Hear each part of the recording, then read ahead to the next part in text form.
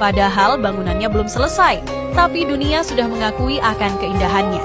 Para arsitek kelas dunia dari Jepang, Inggris, hingga Amerika tiba-tiba memuji ibu kota Nusantara, IKN, setinggi langit. Bahkan sebagian besar dari mereka tak ragu menyebut IKN akan menjadi ibu kota terindah se-Asia. Jean Nouvel, seorang arsitek ternama dari Prancis, negara yang terkenal dengan desain futuristik dan presisi tinggi, dilaporkan memberikan standing ovation saat melihat desain istana kepresidenan IKN. Berdasarkan kabar yang beredar di kalangan profesional arsitektur internasional, sang maestro ini sampai mengatakan bahwa konsep Garuda terbang yang menjadi inspirasi utama bangunan istana adalah karya jenius yang memadukan filosofi Nusantara dengan teknologi di abad ini.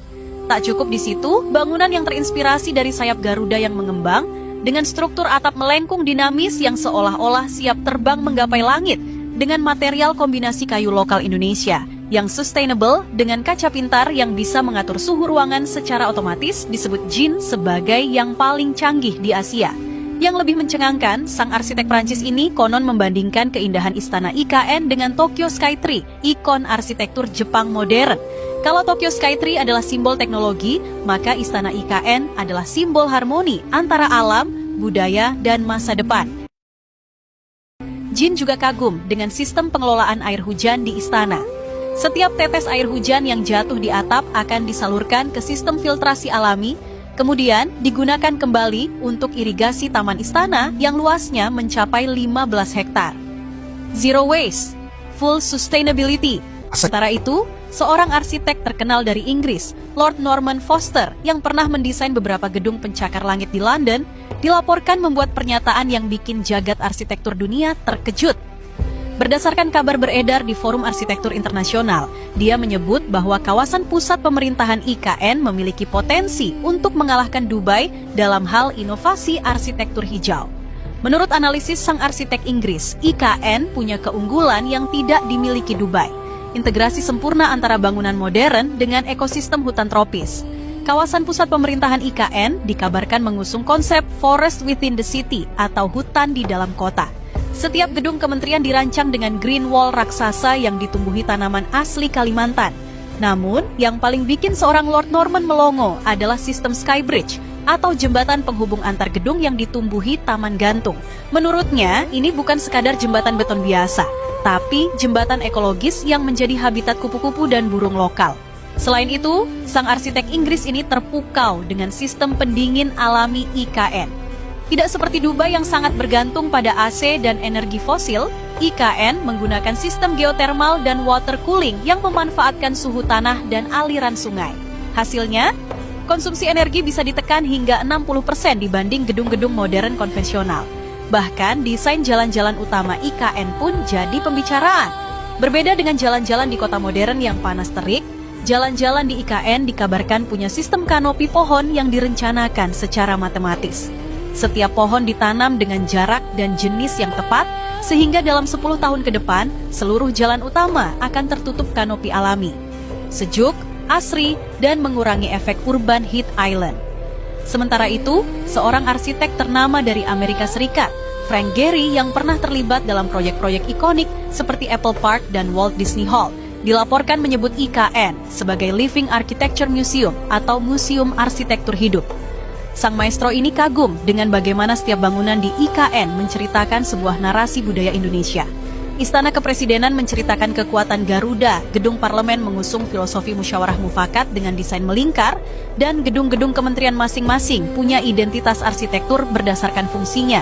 Contohnya, Kementerian Kelautan dan Perikanan dikabarkan akan memiliki desain yang terinspirasi dari ombak laut dan sisik ikan. Dinding luar gedung akan dibuat dengan panel-panel yang bisa bergerak mengikuti arah angin, seolah-olah gedung itu bernafas seperti insang ikan. Namun, yang paling bikin arsitek Amerika ini sampai geleng-geleng kepala adalah integrasi teknologi smart building di IKN. Setiap gedung dikabarkan dilengkapi dengan AI system yang bisa memprediksi kebutuhan energi, mengatur pencahayaan otomatis, bahkan mendeteksi potensi kerusakan struktur sebelum terjadi. Tata ruang kota IKN dikabarkan menggunakan konsep 15 Minute City, di mana semua fasilitas penting seperti kantor, sekolah, rumah sakit, dan pasar bisa dicapai dalam 15 menit jalan kaki atau bersepeda. Tidak ada lagi kemacetan. Tidak ada lagi polusi udara, tidak ada lagi stres perjalanan, menunjukkan bahwa IKN adalah kota impian, kata Gehry kepada New York Times.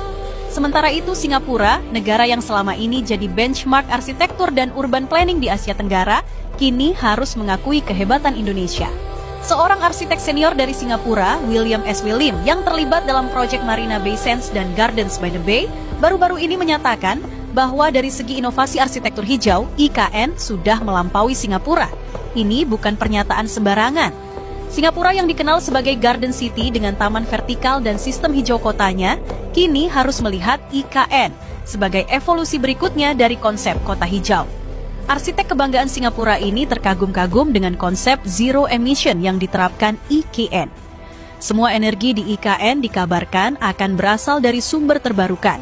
Solar panel yang terintegrasi di atap gedung, turbin angin di area terbuka, dan pembangkit listrik tenaga air mikro di sungai-sungai kecil. Yang lebih spektakuler, sistem pengelolaan sampah di IKN dikabarkan menggunakan teknologi waste to energy terbaru. Sampah organik diolah jadi kompos dan biogas, sampah non-organik di-recycle maksimal, dan sisanya dibakar dengan insinerator ramah lingkungan yang menghasilkan listrik. Berdasarkan spekulasi menarik, desain perumahan di IKN pun jadi pembicaraan hangat. Tidak seperti apartemen-apartemen tinggi di Singapura, IKN dikabarkan akan mengutamakan landed house dengan konsep eco village. Setiap klaster perumahan akan punya community garden, sistem pengolahan limbah mandiri. Yang paling bikin haru, IKN dikabarkan akan punya heritage corridor atau koridor warisan budaya, di mana bangunan-bangunan tradisional Kalimantan seperti rumah lamin dan betang akan dipreservasi dan dijadikan pusat budaya.